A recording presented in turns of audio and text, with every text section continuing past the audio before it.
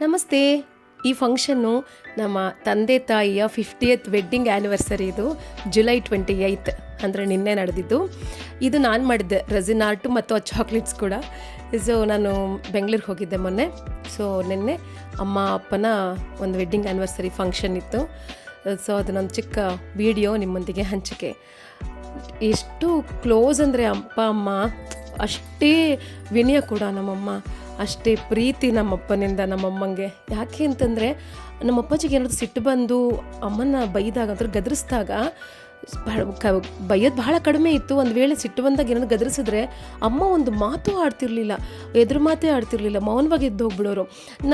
ಅವಾಗ ನಾವು ಚಿಕ್ಕವರೆಲ್ಲ ಹೇಳ್ತಿದ್ವಿ, ಯಾಕಮ್ಮ ಹೇಳ್ಬೋದಲ್ಲ ಅಣ್ಣಂಗೆ, ಯಾಕೆ ನೀನು ಹೀಗೆ ಬೇಜಾರಾಗಬೇಕು ಅಂದರೆ ಅಮ್ಮ ಹೇಳ್ತಿದ್ರು, ಏನು ಪರವಾಗಿಲ್ಲ, ನಾವು ಎದುರು ಮಾತಾಡಿದ್ರೆ ಎಷ್ಟೊತ್ತು ಹಿಡಿಸುತ್ತೆ, ಕ್ಷಣ ಸಾಕು.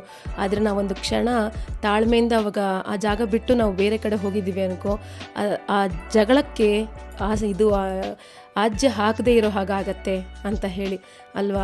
ಈಗಿನವರು ನೀನು ಕಮ್ಮಿ ಇಲ್ಲ, ನಾನು ಕಮ್ಮಿ ಇಲ್ಲ ಅಂತ ಹೇಳಿ ಜಗಳಾಡಿ ಡೈವರ್ಸ್ ತೊಗೊಂಡು ಹೋಗ್ತಾರೆ.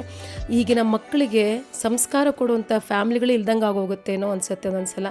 ಅವ್ರು ಹಾಗೆ ಇದ್ದಿದ್ದರಿಂದನೇ ನಮ್ಗೆ ಅಟ್ಲೀಸ್ಟ್ ನಾವು ಸಂಸ್ಕಾರವಾಗಿದ್ದೀವೇನೋ ಅಂತ ಅನಿಸ್ತಾ ಇರುತ್ತೆ.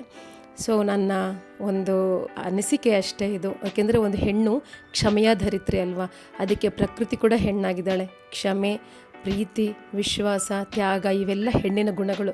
ಗಂಡಸಿಗೇನು ಕಮ್ಮಿ ಅಂತ ಅಂದ್ಕೊಳ್ಳೋದಿಲ್ಲ, ನಾವು ಯಾರಿಗೂ ಬೊಗ್ಗಲ್ಲ, ನಾವು ಬೊಗ್ಗೋದು ಜೀವನಕ್ಕೆ ಅಷ್ಟೇ.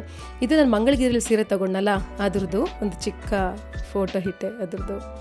Thank you.